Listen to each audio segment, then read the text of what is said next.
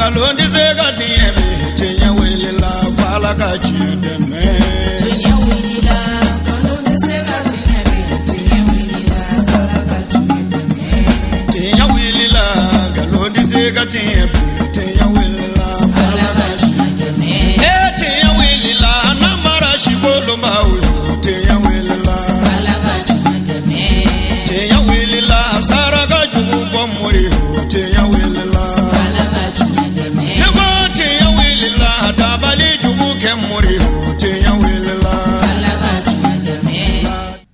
بسم الله وبه نستعين والصلاة والسلام على سيدنا ومولانا وطب قلوبنا بالقاسم محمد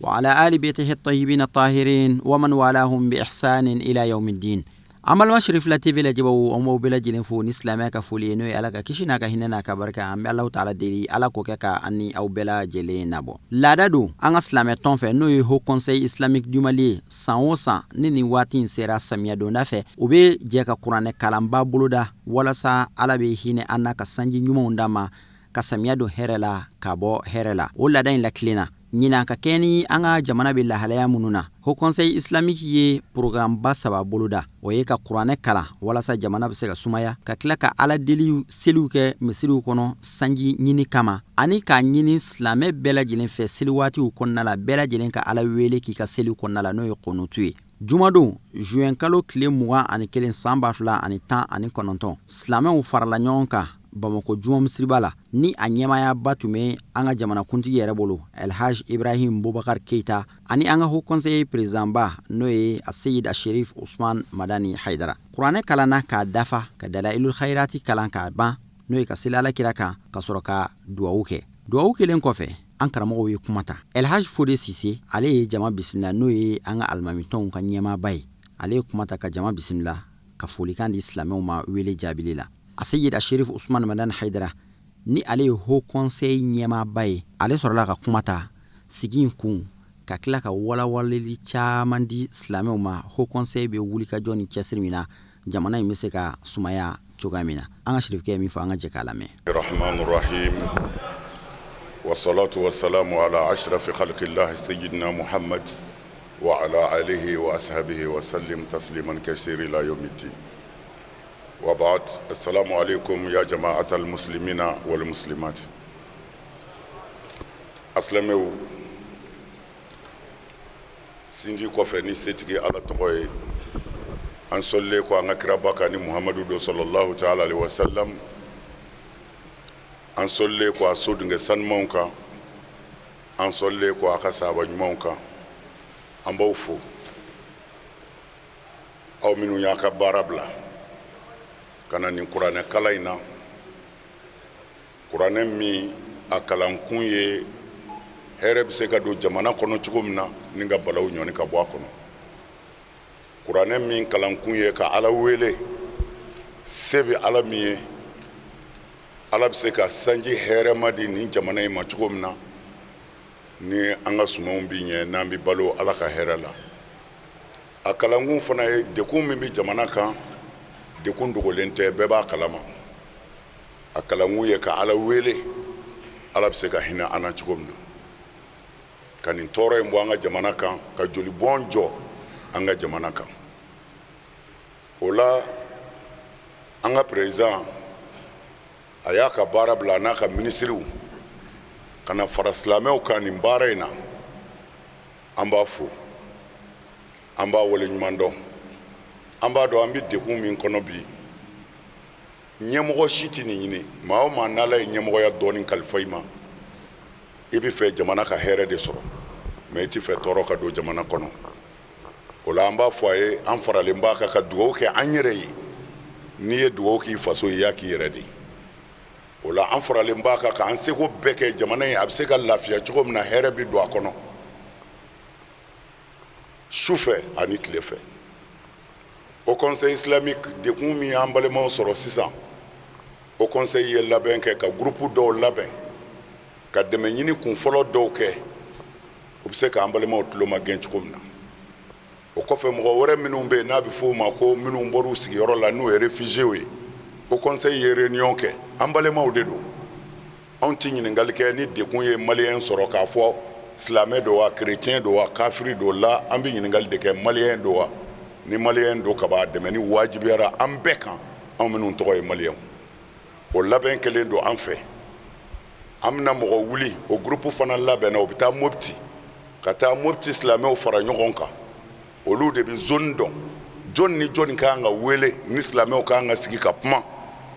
pour que nin ko in ala bɛ se ka yeelen jɔ a tiɲɛ kan cogo min na jolibɔn ka jɔ an ka jamana kɔnɔ o labɛn kelen do minnu fana bɛ Bamako yan u y'a fɔ an ye ko gwa de b'a dɔw kunna mana ko san nana fiɲɛ wulila manaw tagara o conseil islamique wulila ka yɔrɔ ɲini Bamako dɔw y'u ka étages labila ko an ka t'u lajɛ mɔgɔ minnu ni olu sera ka don a kɔnɔ an k'olu don a kɔnɔ nin kɛnɛ in kan anw ye silamɛw de an bɛ kuma silamɛya tɔgɔ de la an b'a fɔ ko alakira ko sallallahu alaihi wasallam a ko jamakulu fila de b'ale mantonw na n'o jamakulu fila ɲɛna jama bɛɛ bi ɲɛ mais n'olu fila tiɲɛna ala k'an kisi a ko jama bɛɛ bi tiɲɛ a ko o ye jeni ye a ko dɔnnibaw ani jamana faamaw kumana mun bɛ wajibiya karamɔgɔw kan u ye min kalan n'u y'o dɔn o k'o ɲɛfɔ jamana ɲɛmɔgɔw ye jamana ɲɛmɔgɔw k'u seko k'a la parce que min bɛ an kan a bɛ mɔgɔ caman kan dɛ mais lajarabi de do mais ala y'an jarabi ni nin ye mun na ala y'an jarabi ni nin ye mun na kuranɛ bɛ min fɔ an ye ko tɔɔrɔ o tɔɔrɔ manaw sɔrɔ ko dɔwɛrɛ tɛ a yɛrɛ ka kɛtaw de nɔ don o tuma na n'ala y'an jarabi n'an ka kɛtaw ye mun bɛ wajibi an kan hakilima kan an ka segin an kɔ mun tiɲɛna an k'a lajɛ k'o dilan mun ka kan ka kɛ an k'a lajɛ k'o kɛ n'o kɛra jamana bɛ hɛrɛ sɔrɔ kuranɛ kalan in dama tɛ fɛn ye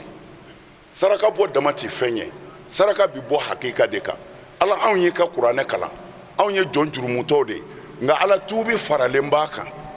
n'an min bɛ tɔɲɔli la an bɛ layidu d'i ma an bɔra a la jamana in kisi jamana in tulo ma kɛ o tuma na n'a fɔra karamɔgɔw ni faamaw anw filɛ nin ye min bɛ anw kan président sɛgɛnnen don mais anw sɛgɛnnen b'ale ye an dɔnbaa caman bɛ yan k'a ta sɔgɔmada in nana fo ka se seli bɛna jɔ fo seli bɛna jɔ juma na mɔgɔw de bɛ aran na ne ka so min bɛna nin bɛn kan nin bɛn kan nin bɛn kan ne ko bɔ a bɛ ninnu kɔnɔ ko ne ye faama ne ti faama ye mais u nan'u jigi sɛmɛ an na ko karamɔgɔ don olu bolo ani faamaw bɛ se ka kuma faamaw bɛ se k'u sutura faamaw bɛ se ka u jigi tugu o de b'u se an ma mana an b'a ɲini faamaw fɛ u ka sira dɔ bila an n'u cɛ fɛn min filɛ an kan n'an y'a sɛgɛsɛgɛ fantanw ɲɛji b'a la dɛ ni fantanw tɔɲɔna yɔrɔ o yɔrɔ ala ka balaw bi caya ye o tuma na an bɛ min ɲini masakɛ fɛ a ka sira dɔ bila mɔgɔ minnu bɛ se an ma k'u tɔɲɔna dɔw bolo tɔɲɔlen don mais a bɛ sɔrɔ olu tɔɲɔlen tɛ mais dɔw fana tɔɲɔlen don hali ni ale yɛrɛ tɛ a ka sira dɔ yira an na mɔgɔ tɔɲɔlenw mana se an ma mɔgɔ jigitigɛlenw mana se an ma mɔgɔw mana se an ma ko binkɛr'u kan an ka se ka taa ni olu ye o yɔrɔ in na u k'a tigi lajɛ n'a tɔɲɔlen don k'a bɔ tɔɲɔli kɔnɔ n'o kɛra bilahi jamana in bɛ hɛrɛ sɔrɔ jamana in bɛ hɛrɛ sɔrɔ kumana an ti kuma janya an bɛ kuma surunya ka dugawu kɛ nin jamana in ye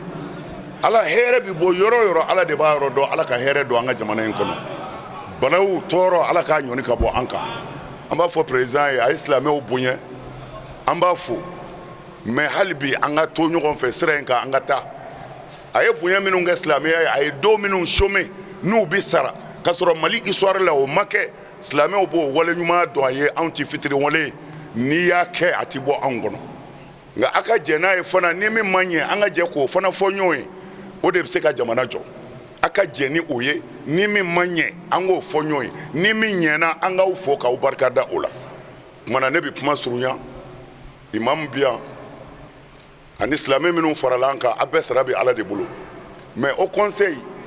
anw y'a baarakɛlaw de ye mais silamɛ ɲuman bɛɛ ye o conseil de ye kumana nin kɛnɛ in kan ala ɲɛna yan bi jumadonya in na o conseil islamique kalifalen don mali silamɛ bɛɛ de ma a bɛɛ maa ma bɔ maa na o kumana n'a ye fili min y'a la a ye na an yɔrɔ la a k'a fɔ a y'a kɛ tan an b'a kɛ ten n'a bɛ se k'an dɛmɛ a y'an dɛmɛ anw ye baarakɛlaw de ye mais aw bɛɛ de ye au conseil islamique ye Mali kɔnɔ bi parce que au conseil ma sigi foyi kama Mali ka basigi Mali ka ɲɛma jɔ silamɛw tɔgɔ ka don ɲɔgɔn bolo an ka ɲɔgɔn minɛ bolo kelen na an ka ɲɔgɔn kɔrɔta o de fɔra mɔgɔw bɛ min fɔ sécurité an bɛ dugawu kɛ an b'a ɲini faama fɛ Ala ka jamana in kisi a bolo a k'a jija fana a seko ye fɛn o fɛn an b'a dun u bɛ baara la dɛ mais u ka dɔ fara a kan pour que joli bɔnni ka se ka jɔ mais sécurité ko ti joli ko la o y'o de fɔ an ka bi réunion na président an ye Mali bɛɛ wele bi k'a ta société civile la ka taa se diinɛ mɔgɔw ma ka taa se chrétienw ma ka taa se dugutigiw ni dugulenw ma an ye bɛɛ wele bi ka taa réunion dɔ kɛ Hayidara ka so an bɛ mun kɛ pour que ka an faso bɔ bolo la an ye o réunion kɛ sɔgɔmada in na an sigilen tɛ an cɛsirilen don an jijalen don an ɲinɛnen fana tɛ bon o baara minnu bɛ sen na ani o cɛsiri min bɛ sen na min binna an kan n y'o de fɔ o réunion kɛyɔrɔ la n k'aw bɛɛ filɛ sisan Bamako kɔni a bɛ fɔ o sécuritélen don kanw bi yan char combat bi yan fɛn bɛɛ bi yan balaw de ye jamana sɔrɔ an bɛɛ de kan ka fara ɲɔgɔn kan k'an tɛgɛ di ɲɔgɔn ma an bɛ bɔ nin na cogo di min cunna an kan aw b'a dɔn fila kɛlɛ ti yan k'a dɔ kɛlɛ ti yan bɛɛ y'a dɔn nkalon don a namarala ka don de bon sisan u dɛsɛr'o la parce que an cɛsirilen don an ka bɛn sabati u bɛ fɛ k'a yɛlɛmɛ k'a kɛ diinɛkɛlɛ ye ka taa kerecɛnw faga kuma na an bɛ min fɔ maliyɛn bɛɛ ye min bɛ se ka jamana in kisi bi an yɛrɛ de don an kana fɔ faamaw dɛ faamaw bɛ se min na o y'o ta ye mais an yɛrɛ ta ye mun ye an ka ɲɔgɔn tɛgɛ minɛ an ka bɛn an kana sɔn maa si k'a profiter nin gɛlɛya in na ko i b'an ka jamana fitinɛ don a kɔnɔ jamana fan bɛɛ minɛna n'an ko an bɛ fitinɛ wɛrɛ wuli an yɛrɛ dara yan n'Ala ma fara an kan Maliko bɛ dabila a b'o sira de kan bi fitinɛ man ɲi silamɛ bɛɛ ka Ala deli nin na mɔgɔ o mɔgɔ bɛ nin senkɔrɔ Ala k'u labila Ala k'u dɛsɛ Ala k'an ka jamana kɔrɔta kumana n bɛ yafa ɲini ni fili minnu yera an ka kuma na a b'o yafa n ye an bɛ fo de fo parce que a ɲinina bɛɛ fɛ u ka bɔ ka salatu istisqa'i kɛ ka Ala wele sanji ɲuman na o kɔfɛ an ka seli kɔnɔna an bɛ kunutu kɛ i y'a dɔn laada la anw ye malikiyaw de anw ka kunutu bɛ kɛ très généralement fajiri seli fɛ de ni i bere minɛ n'i wulila arakan laban na i bɛ sɔrɔ ka Ala wele ka kunutu kalan mais kunutu bɛ se ka kɛ seli bɛɛ la o kumana bɛɛ k'i jija kunutu fɛ k'i to seli la ka waatini dɔ ta i ni Ala cɛ ka jamana in koɲɛ yira a la Ala ka jamana in kisi Ala ka malidenw kisi Ala ka joli bɔnni jɔ an kun bɛ min ɲini o ye nin de salamu alaikum wa rahmatulahi taala wa barakatu. Al-Imam Muhammad Traoré Haut Conseil kelen bɛ ka baaraba dɔw boloda n'o ye meeting ba ye min kan ka kɛ sibiri nata stade 26 mars la ale ye o cikan nase jamana ɲɛmaaw a n'a ka ministrew ani maa o maa bɛ kɛnɛ kan cɛla musola denmisɛn n'a maakɔrɔla an bɛ bɛɛ lajɛlen don kiramantonya na ka silamɛya foli kɛrɛnkɛrɛnnen da bɛɛ lajɛlen ma o tɛmɛnen kɔfɛ ni ɲɔgɔnna gɛlɛya binna jamana kan a bɛ wajibiya jamanaden kelen kelen bɛɛ lajɛlen kan a cɛ a n'a muso a denmisɛn a n'a maakɔrɔ i se ye fɛn fɛn ye ka tasuma faga i se ye fɛn fɛn ye ka jamana basigi a bɛ wajibiya maa kelen kelen bɛɛ lajɛlen ma i k'i senna ko o kɛ ka d'a kan Mali ye minɛn de ye anw malidenw de bɛ a kɔnɔ en tant que minɛn bɛ lambo la en tant que minɛn basigilen tɛ i kana sigi a kan abada k'a kɔnɔfɛn bɛɛ sabati o kama anw alimamiw Haut Conseil islamique président ba tɔgɔ la k'a lase alisilama cɛ a n'a muso ma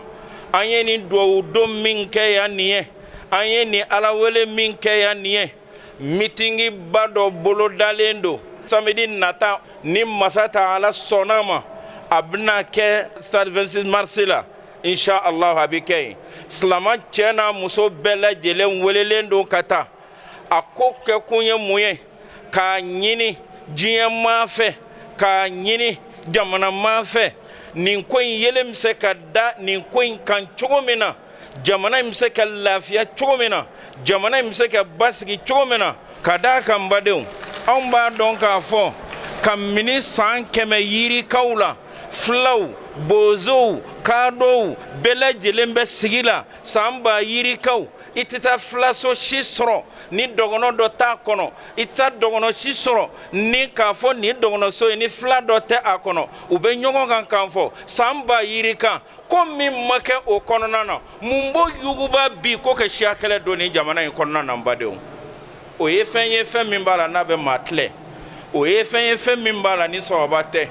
awa k'a yira diɲɛmaana fana siya kɛlɛ t'anw fɛ yan cogo min na an k'a dɔn k'a fɔ diinɛ kɛlɛ fana tɛ an fɛ yan jamana in bɛ kɔlɔsima cogo min na ka d'a kan ni basigibaliya donna jamana kɔnɔ jumaw tɛ seli faridaw tɛ seli kurannaw tɛ kalan ayiwa madarasaw tɛ dayɛlɛ ekɔli tɛ dayɛlɛ bɛɛ lajɛlen b'a fɔ k'a fɔ n yɛrɛkun awwalu ni'matin nɛɛmaw la belebele n'a fɔlɔ ye fɛn min ye o ye basigi ye conviction min b'i bolo o kɔfɛ i b'o de kɛ basigi kɔnɔna na n badenw ni siran bɛ yen nɔ ni jatigɛ bɛ yen nɔ dumuni man di ni jatigɛ bɛ yen nɔ ji min man di ni jatigɛ bɛ yen nɔ i muso t'i muso ye i den t'i den ye i ka foyi tɛ foyi bɛɛ lajɛlen ko k'u yɛrɛkun o ko in bɛ basigi cogoya min na jisuma bɛ k'o kan cogo min na a bɛ ɲini yelen kɛ da nin ko in kan cogo min na a bɛ ɲini jugu k'u kan bɔ jamana in k'u bolo bɔ jamana in kan na cogo min na ni masa ta ala sɔnna ma o kuma de bɛna taa fɔ 26 mars la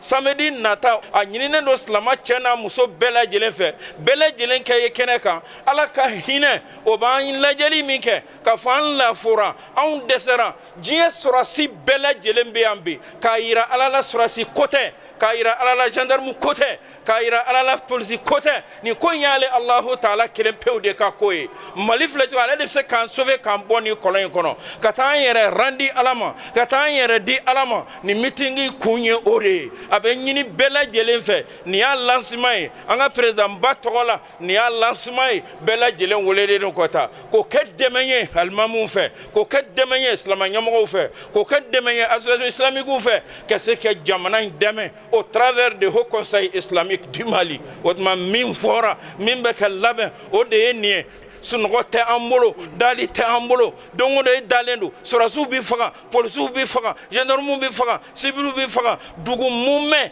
o bɛna ka na bɛɛ lajɛlen kantigɛ k'a kɛ i n'a fɔ kabini ala ye diɲɛ dugu ma sigi ye nin ye fitinɛ ye fitinɛ man kan ka maa to i boloda la nin tɛ silama ko ye nin tɛ kerecɛn ko ye nin tɛ bolisɔnna ko ye nin ye adamaden ko de ye kɔrɔfɔ min don nan da o conseil ɲɛmɔgɔw fɛ ko k'a lakali jamana ɲɛmaa ye ko k'a lakali jamana den ye o de ye nin ye ala k'an bɛn sawaba ma kɛ ko ni fɔ ko ni ŋaniya la wasalamu alaikum warahmatullahi wabarakatuh ale tɛmɛnen kɔfɛ an y'an ka kuma galamani tengu an ka maa caman na minnu tun bɛ kɛnɛ in kɔnɔ a sheikh Mohamed Maki ba bɛ o la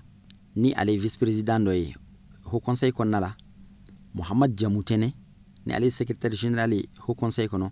fo ka taa se an ka cɛkɔrɔba ma a sheikh Ibrahim Kontao ni ale yɛrɛ ye premier vice président olu jɛra ka min fɔ an k'olu lamɛn kabini haut conseil sigira san o san ni sunkalo samiyɛ donda sera haut conseil bi a laɲini k'a ɲini silamɛw fo ka dugawu kɛ ka ala deli ala ka sanji ɲuman d'a ma k'an kisi a kɔlɔlɔw ma ka sɛnɛfɛnw dun si fana di a ma haut conseil ka laada dɔ ka programme don tuma min na an ka haut conseil ɲɛmɔgɔ bi min bɛ n'o ye Cherifla da ne n'o conseil kunna a y'a ɲini laada ye k'a valoriser ka dɔ fara kan parce que ni forum nana baara la i y'a sɔrɔ ko minnu bɛ ka kɔ i nani ɲɛ ni ko ɲumanw don i bɛ dɔ fara olu kan de o de y'a to a ye dɔ fara kan ɲinɛ donc jango ɲinɛ kuranjigi nana kɛ ni jamana bɛ situation kura min kɔnɔ n'o ye jagosa kɛlɛ min imposé min an kan siyaw tɔgɔ la ka sɔrɔ siyaw tɛ ɲɔgɔn na ayiwa biɲɛkala ni n'a se damɛ biɲɛkala kan n'a ye an b'a fɔ ten su bi ka bɔ cogo bɛɛ la insécurité hakilisigi bɛ yen donc a y'a ɲini kuranɛjigi min bɛna kɛ samiyɛko la jamana bɛ situation gɛlɛn min kɔnɔ an k'o fana don a la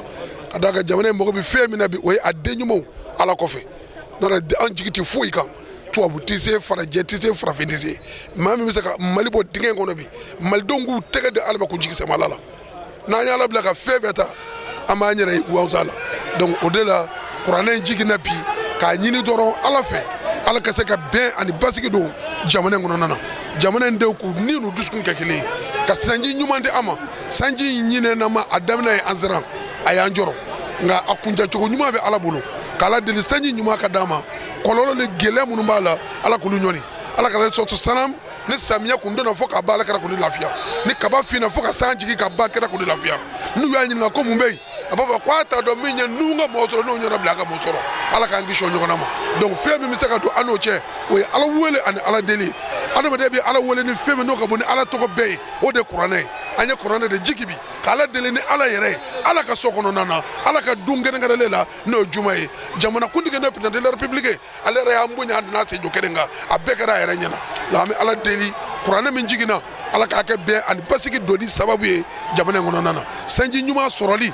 ani balofo ɲɛni ani a duni si ɲuman ala ko fana d'a ma ala k'o k'a kaliya bɛɛ kɔsɔn sɔli ala nabi mitigi ba dɔ bolo dalen don o ye kirisi min bɛ jamana in kɔnɔ bi jamanadenw ka kuma ɲɔgɔn ye mali silamɛw mali kerecɛnw mali kadɔw mali bozow mali filaw an bɛɛ ka jɛ k'an dege an ka don an dɔ tɛ dɔ jugu ye mais dugumɛnɛ don bɛ an ka fini kɔnɔ an bɛ misi k'a den de to dibi la u bɛ taa filaw fɔ ani kadɔw tɔgɔ ye ka taa kadɔw fɔ ani filaw tɔgɔ ye sisan diinɛ ko bɛ kana don a la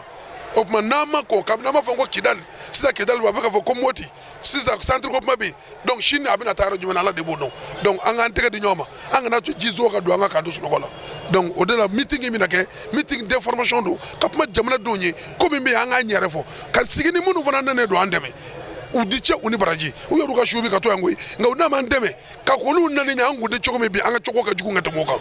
donc o la a ka kan n'u ka kuma a ka kan an ka kuma jamanadenw ye u k'an dɛmɛ mais dɛmɛ cogo min n'a ɲɛru b'o fɔ an n'o k'o kuma fɔ ni ɲɔgɔn cɛ o de y'a to o silisilaw bɛna kɛ sigi caman bɛna kɛ ni partenaire an n'u ka sigi an n'u ka kuma an n'u ka ɲɔgɔn faamuya ni haut conseil ka nin waati in baaraw bolodalen de ye ni ala sɔnna ma ala kɔni sababa bɛ ala ka jamana basigi ala ka jamana kɔlɔsima ala ka hɛrɛ k'an ye k'a yɔrɔ fɔ k'a wale ɲuman dɔn wasalamu aleykum warahmatulah. alhamdulilah an b'an balimaw fo n b'aw fo a ka baara la haut conseil islamique du mali a ye silamɛw wele bi misiriba la ka na dugawu kɛ ka kɔn dugawu ɲɛ kuranɛ kalanna an tila ni seli la dugawu kɛra dugawu kɛ kun ye jumɛn ye fɔlɔ ye min ye an bɛ samiya daminɛ de la k'a ɲini ala fɛ ala ka samiya ɲuman d'an ma ka jinɛma d'an ma o ye fɔlɔ ye filanan jamana yɛrɛ bɛ lahala min na bi n'o ye gɛlɛya min b'an kan nord la ani centre la centre ta ka jugu bi ka tɛmɛ nord ta kan ayiwa k'ala deli silamɛw k'o kɔnɔ kɛ kelen ye jamanadenw bɛɛ ka fara ɲɔgɔn kan k'ala wele walasa nin problème b'an kunna ala ka problème wuli ka bɔ an kunna ka wele kɛ fana silamɛw ye maliyɛnw bɛ ye samedi sini kunɲɔgɔn n'o ye 29 juin ye 29 juin 26 mars la ka ɲɔgɔn wele ka taa kuma ka taa ala wele ka taa sɔgɔma fɛ 9h k'an bɛɛ sɔrɔ 26 mars la le 29 juin pour que an ka taa ala wele an ka dugawu kɛ jamana ye ala ka basigi se an ka jamana kɔnɔ o weleni a ɲɛsinin bɛ silamɛw ma a ɲɛsinin bɛ maliyɛn bɛɛ de ma parce que an bɛ problème min b'an kunna bi maliyɛn problème de don jinɛ ko kɛlɛ tɛ siya ko kɛlɛ tɛ donc maliyɛn problème don n'a maa sara bi maliyɛn de sara donc o la an bɛ taa weleli kɛ maliyɛn bɛɛ de welen don 26 mars la le 29 juin ala ko yira n na. bisimilahi rahmani rahim an bɛ ala taala tanu ka ni k'a wale ɲuman dɔn aw b'a dɔn k'a fɔ nin bɛ san damadɔ bɔ o conseil islamique n'o ye mali silamɛw bɛɛ lajɛlen ka ɲɛma tɔn ye a bɛ deli ka sigi kɛ ka dugawu deli kɛ an ka jamana ye san o san samiya dondaw la komi an b'a dɔn ala taala ye adamadenw u ka hinɛ an'u ka basigi an'u ka dun ka fa a y'o bɛɛ lajɛlen siri samiya ɲuman na donc kabini waati jan o conseil y'a laɲini ni samiya bɛna don ka ala wele kɛ ka dɔnnibaw wele ka faamaw wele ka jamanaden bɛɛ lajɛlen wele an ka fara ɲɔgɔn kan k'an ŋaɲɛw fara ɲɔgɔn kan ka alaw taala ka kurannaw kalan k'a ka duwawubaw kɛ pour que ka weleli kɛ alaw taala ka san barikaman d'an ma san nabaliya o ye tiɲɛni ye san yɛrɛ bɛ se ka na cogo dɔ fana na o fana ye tiɲɛni ye waasa an bɛ se ka kisi nin fila bɛɛ lajɛlen ma k'an wele tɛ alaw taala ye k'a fɔ a k'an sɔn san barikaman na nka ɲinan ta a kɛra cas particulier kɔnɔ munna n ko cas particulier la a dogolen tɛ maliyɛn si la k'a fɔ an bɛ cogoya min na bi mali la n'o ye danayabaliya ye basigibaliya jamana kabini a kɔrɔn fɛ fo ka na se a cɛmancɛ yɔrɔ fɛ fo k'a tɛmɛ nin bɛɛ lajɛlen kan fo ka na se jamana faaba yɛrɛ la fo ka na se a tilebenya fɛ a bɛɛ lajɛlen ye kɛra basigibaliya b'o kɔnɔ mɔgɔw bɛ fa sanga ni waati bɛɛ lajɛlen na u bɛ fa kelen kelen u bɛ fa jama u ka sow bɛ jeni u ka baganw bɛ ta u ka jigiɲɛw bɛ jeni denw bɛ fa musow bɛ fa cɛw bɛ fa denmisɛnw bɛ fa makɔrɔbaw bɛ faga nin bɛɛ lajɛlen cogoya a kɛra waati la ko a ko yɛrɛ tɛ dabila pewu n'i ye dɔ mɛn bi i bɛ dɔ wɛrɛ mɛn sini i bɛ dɔ wɛrɛ mɛn sini kɛnɛ n'a fɔra ko maa 3 maa 4 fagara maliyɛnw yɛrɛ b'a fɔ ko foyi ma kɛ jamana min cogoya ye nin ye a dɔw yɛrɛ nana kɛ cogoya la fɛnw nana bɔ a la anw yɛrɛ ka si ka miira tɛ min ye kɔsɛbɛ an y'a mɛn ko cɛ dɔ y'a muso faga an y'a mɛn ko muso dɔ y'a cɛ faga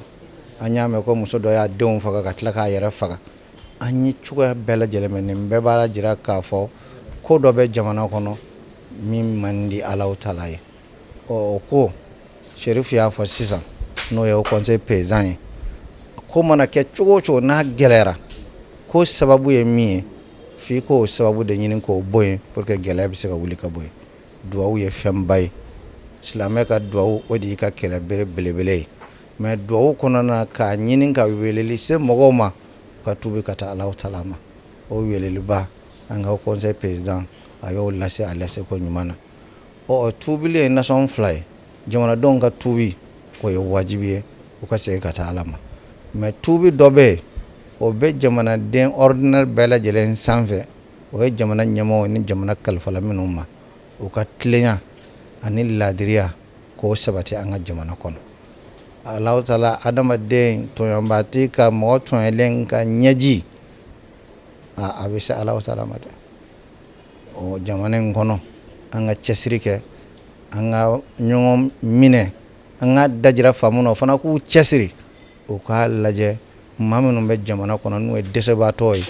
ni se t'u fɛn t'u ɲɛ fɛn t'u kɔ u jigi ye fɛnba kelen min ye n'o ye Alahu Taala ye o bɛ wasa jigi ye dɛ ale dun ka mɔgɔ bɛɛ lajɛlen ka weleli bi s'a ma ale ko hijabu ta ale ni mɔgɔ tɔɲɔlen ka duwawu cɛ an k'an cɛsiri an ka jamana in a ka kɛ maa min ni se t'i ye se wɛrɛ t'i ye jigi wɛrɛ t'i ye fo Alahu Taala kɔ Alahu Taala ka anw kɛ u jigi ye an ka sigidaw la o b'a to an ka jamana bɛ basigi n'o tɔɲɔni bɔra an ka jamana na ɲɔgɔn lebu bɔra an ka jamana na ɲɔgɔn hakɛ tali bɔra an ka jamana na ka fɔra an bɛ wele minnu kɛ ni Alahu Taala sɔnna Alahu Taala bɛ an ka jamana a b'a fa ni hɛrɛ ye qul istaghfiru rabbakum innahu kana ghaffara yursil alaykum as-samaa midrara wa yumdidukum bi amwalin wa banin n'u y'o de fɔ a ka mɔgɔ welelitaw ye ko n k'u ma a ye yafa ɲini Alahu Taala Alahu Taala de ye yafa masa ye o yafa kɛlen kɔfɛ aw b'aw sɔn ni san barikama ye ni k'aw sɔn den barikamaw na an bɛɛ lajɛlen ka laɲini dɔw ye donc an bɛ aw bɛɛ lajɛlen fo aw minnu ye chaînes ye n'o ye jamana kanw ye bi n'o bɛ kow lase adamadenw ma aw fana k'aw jija baara in o bɛ lase cogo cogo aw k'u lase aw ka ladiriya lase aw ka tilenya lase aw ka jɔ mɔgɔ tɔɲɔlenw aw ka jɔ u jigi kɔrɔ mɔgɔ minnu ni baga kɛr'u ma aw ka jɔ u jigi kɔrɔ aw ka kɛ ladiri aw ka tilenya lase maa min ni ɲumankɛla don a kana buruja se kana k'a ma a ka danbe kana tiɲɛ o ye aw fana ka mission ye jamana kɔnɔ n'an bɛɛ lajɛlen y'an ka mission dafa o de ye jamana dafalen ye jamana si tɛ yen ko kusi kelen de bɛ jamana kɔ ko bɛɛ lajɛlen lase k'a dafa kusiw bɛɛ lajɛlen faralen bɛ ɲɔgɔn kan de adamaden ka fɛn bɛɛ lajɛlen ye dɔ ye mɔgɔ dɔw ko misaliyala ko ɲɛ ka fisa ni tulo ye dɔ ka tulo ka fisa ni nun ye nin ye sɔsɔli min ko jɔyɔrɔ t'a la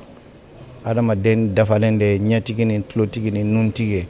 donc jamana dafalen o ye jamana ɲɛmɔgɔw ye jamana karamɔgɔw jamana denw u bɛɛ lajɛlen faralen ɲɔgɔn kan n'a bɛɛ y'a jɔyɔrɔ jɔ o de ye jamana dafalen ye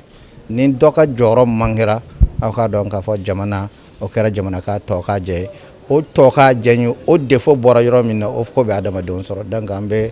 foli se bɛɛ lajɛlen ma an bɛ an ka président du conseil islamique a ka cɛsiri an b'a fo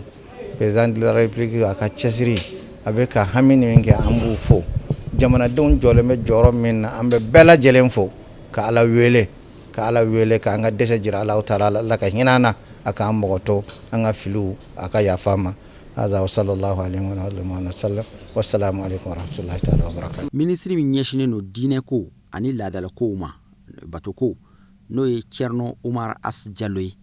ale fana ye min sɔrɔ k'a fɔ an ka jɛ an ka ale fana lamɛn.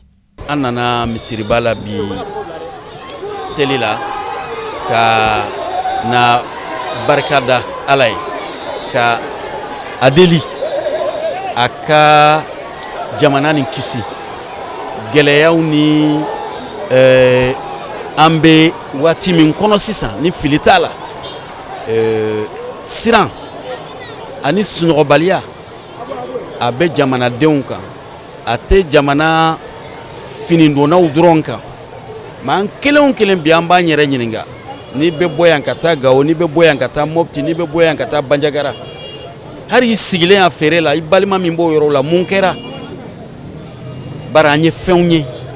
anw ye fɛnw mɛn ninnu kun t'anw ka tabiya kɔnɔ a t'an ka danbe kɔnɔ donc diinɛ ɲɛmɔgɔw u ko ko jɔyɔrɔ dɔ b'u la o jɔyɔrɔ nin fana o ɲininiw fɛ jamanakuntigi fɛ Haji Ibrahima Boubacar Keita ka wuli k'u jɔ ka kumaw b'u da min bɛ na ni bɛn ye min bɛ na ni yafa ye mais ka kumaw b'u da min b'a to n'anw dɛsɛra yɔrɔ yɔrɔ an ka mɔgɔya kɔnɔna na an k'a dɔn ko anw ye fɛnnin de bɔgɔ kun y'an ye bɔgɔya an bɛ kɛ bɔgɔ ye mais ko an k'an makasi an daba Ala ye Ala hinɛ jamanaden na Ala hinɛ jamana nin na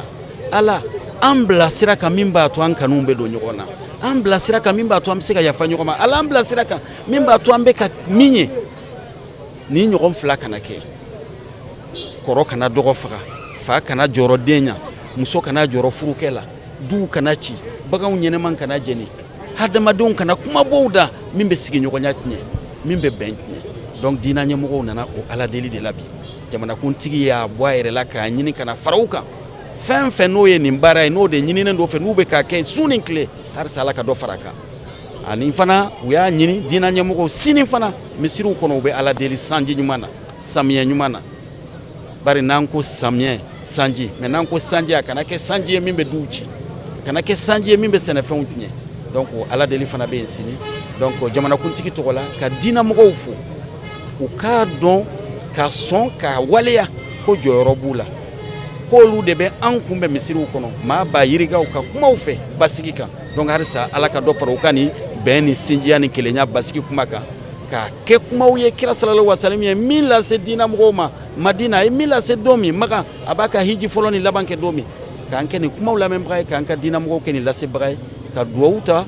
jamana ye o ɲininen dɔw fɛ jamanakuntigi fɛ halisa an kalifalen dɔw ma an kalifalen dɔ Ala subhanahu wa ta'ala an bɛ Alahu taala deli kuranɛkala min kɛra jumadon in na sibiri min dara kan ni Ala wele sanji seli min fana kɛra an ka misiriw kɔnɔna la ani kunutu minnu ɲinina silamɛw fɛ u ka seli waatiw kɔnɔna la fo ka taa se meeting ba min bolodalen no silamɛw fɛ sibiri nata stade 26 mars la an bɛ Alahu taala deli Ala ka ninnu bɛɛ lajɛlen kɛ sababu ɲumanw ye ka basigi don an ka jamana in kɔnɔna la fitna ani ɲɔgɔn faamuyabaliya min bɛ jamana in kɔnɔna la an bɛ Alahu taala deli Ala k'a wuli ɲɔgɔn faamuyabaliya min bɛ jamanadenw ni ɲɔgɔn cɛ an bɛ Alahu taala deli Ala ka bɛn ani ɲɔgɔn faamu don jamanadenw ni ɲɔgɔn cɛ janfa jugu min ni a talen don an ka jamana in kama an bɛ Alahu taala deli janfa in Ala k'a kɔkari Ala ka an segin an yɛrɛ ma ka jamana in sigi a cogo kɔrɔ la Ala k'o kɛ kira ni a somɔgɔw bonya n'u barika kama wassalamu alaikum wa rahmatullahi ta'ala wa barakatuhu.